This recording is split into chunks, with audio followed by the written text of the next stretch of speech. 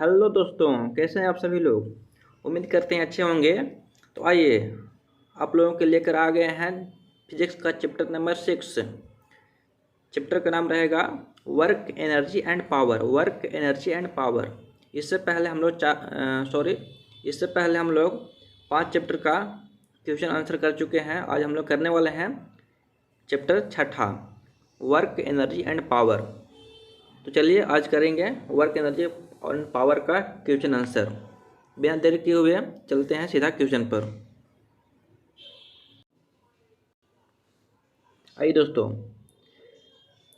Work energy and power के साथ आज हम लोग क्वेश्चन करने वाले हैं। तो चलिए आज का पहला क्वेश्चन बोल रहा है दोस्तों। आइए आज का पहला क्वेश्चन, यदि 2500 जूल कार्य करने में किसी मशीन को 5 सेकंड का समय लगता है तो उसकी शक्ति होगी। तो उसका शक्ति होगी दोस्तों। इस चैप्टर में ज़्यादा न्यूमेरिकल है, तो न्यूमेरिकल हम बनाएंगे नहीं क्योंकि ज़्यादा टाइम लगेगा। केवल आंसर हम बता देते हैं, आप लोग बनाइएगा न्यूमेरिकल। तो ठीक है, इसका राइट आंसर हो जाएगा पहला नंबर का option D 0.5 kilowatt. 0.5 kilowatt option D हो जाएगा राइट आंसर। क्वेश्चन नंबर 2 बोल रहा है दोस्तों, किसी वस्तु के संवेग को तिगुना करने से उसकी गतिज ऊर्जा होगी। किसी वस्तु के संवेग को तिगुना करने से उसकी गतिज ऊर्जा होगी। इसका गतिज ऊर्जा हो जाएगा 9 गुनी। ऑप्शन सी राइट आंसर हो जाएगा 9 गुनी। क्वेश्चन नंबर 3, 20 केजी के लोहे के गोला को तथा 10 केजी के एल्युमिनियम के गोला को किसी मीनार पर से गिराया गया है। जब गोला पृथ्वी से 10 मीटर ऊपर है तो उसका जो है त्वरण समान रहेगा। दोनों का जो है त्वरण समान रहेगा। ऑप्शन ए राइट आंसर रहेगा। ऑप्शन ए राइट आंसर, दोनों का जो है त्वरण समान रहेगा। क्वेश्चन नंबर 4, 1 केजी की वस्तु की गतिज ऊर्जा 1 जूल तब होगी जब उसकी चाल होगा। 1 केजी की वस्तु की गतिज ऊर्जा 1 जूल तब होगी जब उसका चाल होगा 1.4 metre per second. Option C right answer, 1.4 metre प्रति सेकंड रहेगा उसका चाल, तब जो है 1 केजी की वस्तु की गतिज ऊर्जा 1 जूल होगी। क्वेश्चन नंबर 5 बोल रहा है दोस्तों, किसी गतिशील पिंड का वेग आधा करने से उसकी गतिज ऊर्जा होगी। किसी गतिशील पिंड का वेग आधा करने से उसकी गतिज ऊर्जा होगी चौथाई, मैंने कि 1/4 1/4 हो जाएगा। Option D right answer. Question number 6, 1 Newton बराबर होता है 1 न्यूटन मीटर बराबर होता है। 1 न्यूटन मीटर बराबर हो जाता है 1 जूल के बराबर होगा। 1 न्यूटन मीटर जो है 1 जूल के बराबर होगा। Option B right answer.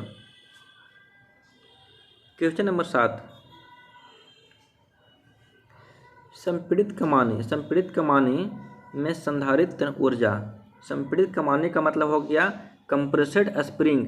Compressed spring में जो है कौन सा ऊर्जा रहेगा, तो वह रहेगा स्थितिज ऊर्जा। Option B right answer.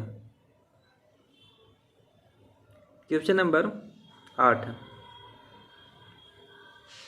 किसी पहाड़ी पर चढ़ती कार में होती है। किसी पहाड़ी पर में कोई पहाड़ पर कार चढ़ रहा है तो उसमें क्या रहेगा, गतिज ऊर्जा और स्थितिज ऊर्जा दोनों रहेगा उसमें। गतिज ऊर्जा और स्थितिज ऊर्जा दोनों रहेगा। Option C right answer. Question number 9, जब कोई वस्तु मुक्त रूप से कुछ ऊंचाई से गिरता है तब वस्तु की कुल ऊर्जा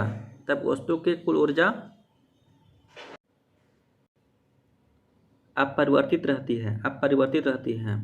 ऑप्शन डी राइट आंसर। जब कोई वस्तु मुक्त रूप से कुछ ऊंचाई से गिरता है तब वस्तु की जो है कुल ऊर्जा अपरिवर्तित रहती है। Option D right answer.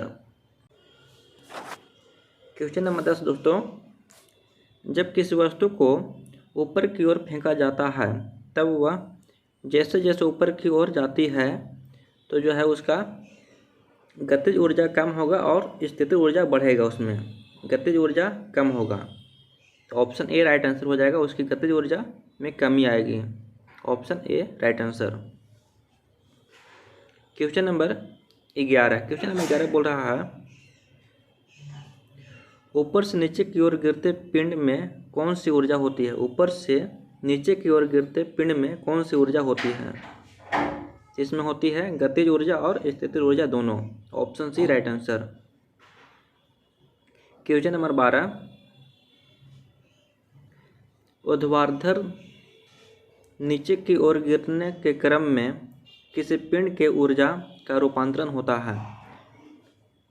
स्थितिज ऊर्जा से गतिज ऊर्जा में रूपांतरण होता है, स्थितिज ऊर्जा से गतिज ऊर्जा में, या गतिज ऊर्जा से। 12 नंबर का हो जाएगा स्थितिज ऊर्जा से गतिज ऊर्जा में। Option B right answer. Option B right answer हो जाएगा इसका।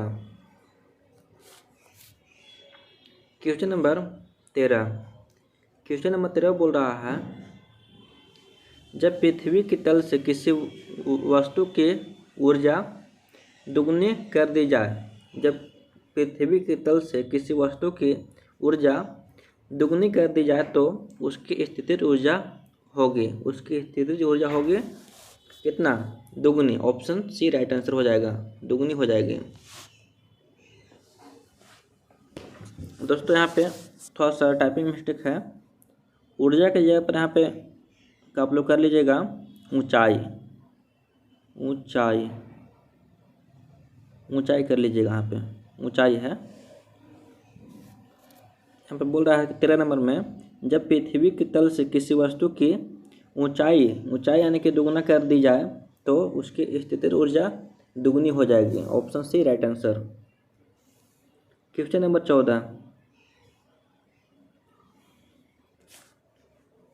यदि दो व्यक्ति अलग अलग 5 kg की दो वस्तुएं को 30 मीटर की ऊंचाई पर क्रमशः 2 तथा 4 मिनट में ले जाते हैं तो वस्तु पर किया गया कार्य, तो वस्तु पर किया गया कार्य जो हो जाएगा, दोनों व्यक्ति जो है, दोनों व्यक्ति द्वारा समान कार्य होगा। Option A right answer. Question number 15, 1 kilowatt घंटा कितने जूल के बराबर हो गए? 1 किलोवाट घंटा कितने जूल के बराबर होंगे? तो ये होता है 3.6 × 10⁻6 जूल के बराबर। Option B right answer.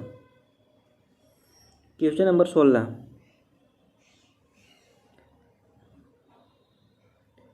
m तथा 2m द्रव्यमान की दो वस्तु एक समान वेग से चल रहे हैं तो इनकी गतिज ऊर्जा का अनुपात, इनकी गतिज ऊर्जा का अनुपात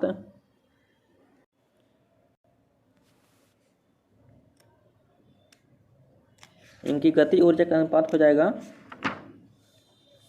1/2। ऑप्शन ए राइट आंसर, 1/2 हो जाएगा।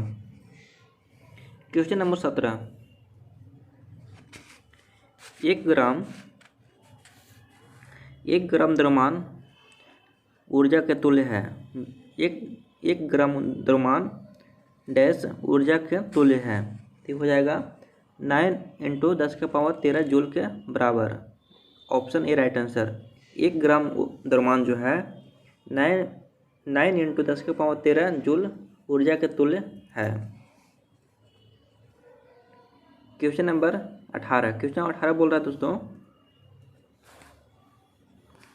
यदि किसी वस्तु पर F बल लगाकर, यदि किसी वस्तु पर F बल लगाया जाए और वह v वेग से चले तो उसकी शक्ति होगी, तब उसकी शक्ति होगी F × v। Option A right answer हो जाएगा, F × v हो जाएगा उसका शक्ति।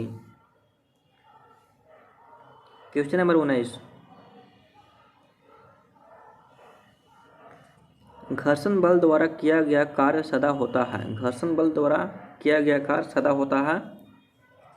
ऋणात्मक। ऑप्शन ए राइट आंसर, ऋणात्मक होता है।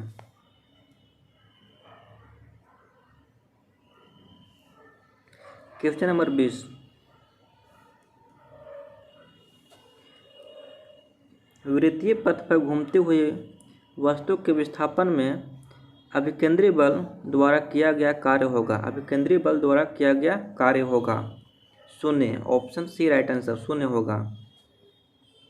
क्वेश्चन नंबर 21, 20 kg के वजन को जमीन के ऊपर 1 मीटर की ऊंचाई पर पकड़े रखने के लिए किया गया कार्य है। 20 kg के वजन को जमीन के ऊपर 1 मीटर की ऊंचाई पर पकड़े रखने के लिए किया गया कार्य है शून्य। ऑप्शन डी राइट आंसर हो जाएगा, 0 जूल। क्वेश्चन नंबर 22,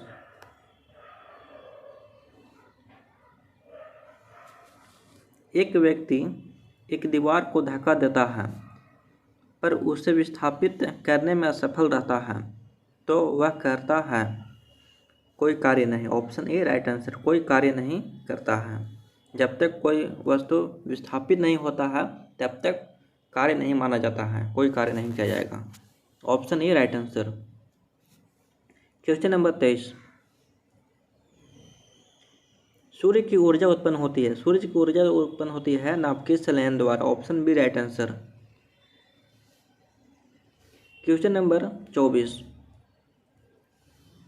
डायनेमो परिवर्तित करता है। डायनेमो परिवर्तित करता है यांत्रिक ऊर्जा को विद्युत ऊर्जा में। डायनेमो परिवर्तित करता है यांत्रिक ऊर्जा को विद्युत ऊर्जा में।